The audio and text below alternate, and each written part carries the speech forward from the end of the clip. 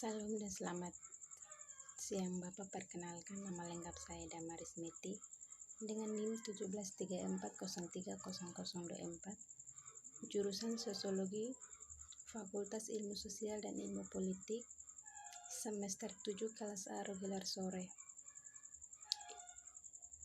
Di sini saya akan membuat video yang merupakan isyarat dari mata kuliah Sosiologi Konflik sebagai tugas UTS dengan judul Penolakan Gerakan 30 September Partai Komunis di Indonesia. Jadi baik, di sini saya akan membahas pokok materi yang pertama tentang latar belakang. Latar belakang dari peristiwa Gerakan 30 September Partai Komunis Indonesia. Peristiwa Gerakan 30 September Partai Komunis Indonesia yang dikenal dengan nama Gerakan 30 September, Gestapo atau Gerakan September 30, dan Gerakan 1 Oktober adalah suatu peristiwa pemberontakan yang terjadi pada malam hari tanggal 30 September hingga 1 Oktober tahun 1965. Peristiwa ini menelan korban jiwa dari 7 perwira tinggi dari militer Indonesia dan beberapa orang lain yang kehilangan nyawa karena usaha kudeta terhadap pemerintah Presiden Soekarno ini. Dalang di balik peristiwa ini adalah Partai Komunis Indonesia yang menjadi bagian dari sejarah partai politik Indonesia sejak tahun 1914.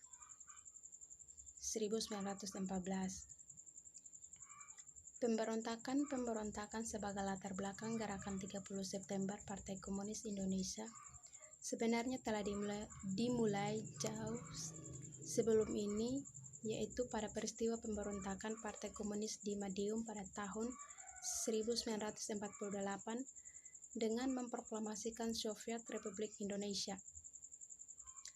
Kejadian ini berhasil ditumpas oleh Tentara Nasional Indonesia pada tanggal 30 September 1948.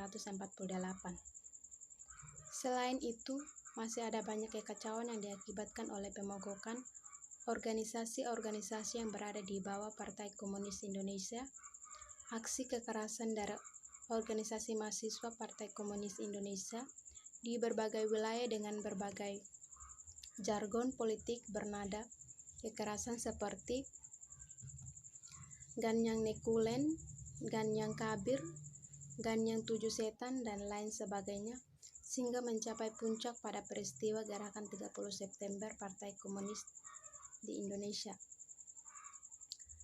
Pengertian Gerakan 30 September Partai Komunis di Indonesia. Gerakan 30 September atau yang didahului juga disingkat G30S PKI atau G30S atau PKI Gestapo, Gerakan September 30 Gesta atau Gerakan 1 Oktober adalah sebuah peristiwa yang terjadi selewat malam tanggal 30 September sampai 1 Oktober 1965, di mana 6 perwira tinggi militer Indonesia beserta beberapa orang lainnya dibunuh dalam suatu usaha percobaan kudeta yang kemudian dituduhkan kepada anggota Partai Komunis Indonesia.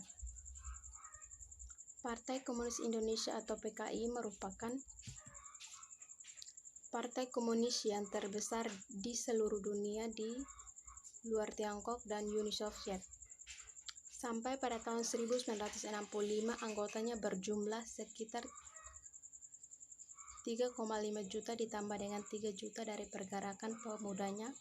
Partai Komunis juga mengontrol pergerakan Serikat Buruh yang mempunyai 3,5 juta anggota dan pergerakan petani Barisan Tani Indonesia yang mempunyai 9 juta anggota, termasuk pergerakan wanita atau Gerwani, organisasi penulis dan artis dan pergerakan sarjananya. Partai Komunis Indonesia mempunyai lebih dari 20 juta juta anggota dan pendukung. Pada Juli 1959, parlemen dibubarkan dan Soekarno menempatkan konstitusi di bawah dekret presiden sekali lagi dengan dukungan penuh dari Partai Komunis Indonesia. Peristiwa yang pertama, isu Dewa Jenderal.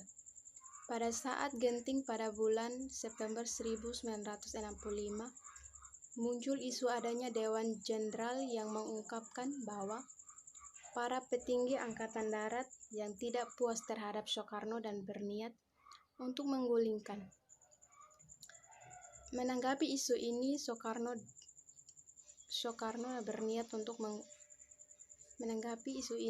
memerintahkan pasukan Cakrabiwara untuk menangkapnya dan membawa mereka untuk diadili. Namun, secara tak terduga dalam operasi penangkapan tersebut, para jenderal tersebut terbunuh. Isu yang kedua tentang isu dokumen Gilstead. Dokumen Gilstead diambil dari nama Duta Besar Inggris untuk Indonesia, Andrew Gilstead. Beredar hampir bersamaan waktunya dengan isu Dewan Jenderal. Dokumen ini oleh beberapa pihak dianggap pemalsu. Di bawah Jenderal Agavan dari KGB Rusia, dokumen ini menyebutkan adanya teman tentara lokal kita yang mengasingkan bahwa perwira-perwira Angkatan Darat telah dibeli oleh pihak Barat. Kedutaan Amerika Serikat juga dituduh memberi daftar nama anggota Partai Komunis kepada tentara untuk ditindaklanjuti.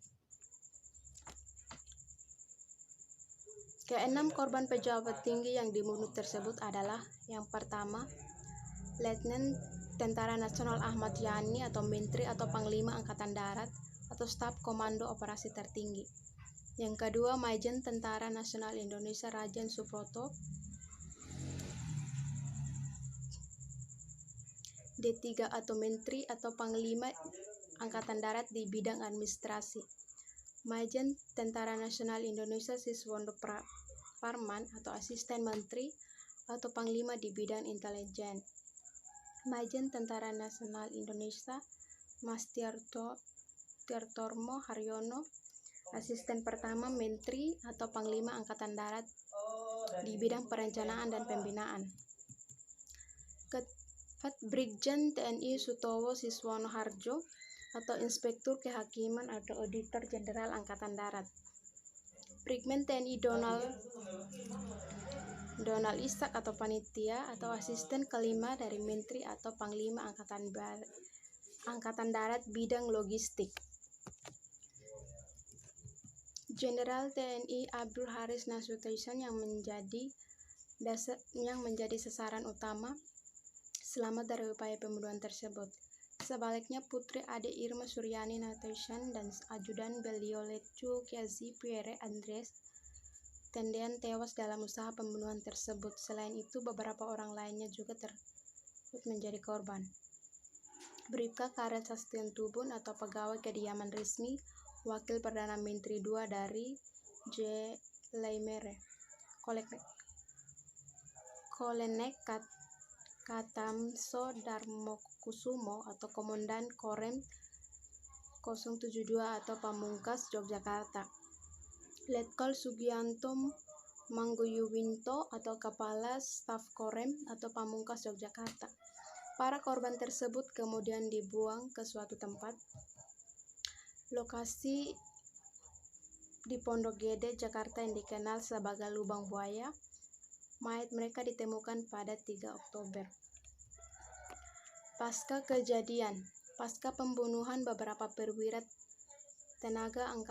Tentara Nasional Indonesia Angkatan Darat, Partai Komunis mampu menguasai 2 saran komunikasi vital yaitu Studio RRI di Jalan Merdeka Barat dan kantor telekomunikasi yang terletak di Jalan Merdeka Selatan.